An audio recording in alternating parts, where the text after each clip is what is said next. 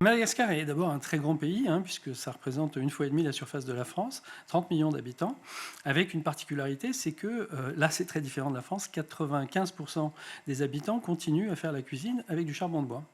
Et pour faire du charbon de bois, on coupe des arbres. 80% des forêts primaires de Madagascar, qui contiennent pourtant des richesses inestimables, ont été détruites sur ces 30 dernières années. Et donc il est essentiel de sensibiliser les enfants à l'importance de préserver la nature.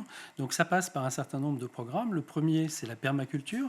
Donc on leur apprend effectivement à produire des légumes, et Dieu sait si c'est important compte tenu de l'alimentation souvent déficiente qu'ils ont de leur propre chef, et c'est un premier point. On participe à un certain nombre de programmes de reforestation. Et puis on a aussi travaillé un sujet très important qui est celui des aspects sanitaires. Donc on a installé dans nos bâtiments des toilettes sèches. Et effectivement, ça a été un choc culturel pour beaucoup d'entre eux. Et maintenant, le message passe et on en voit évidemment les bénéfices, notamment en termes de préservation de l'eau et de la nappe phréatique.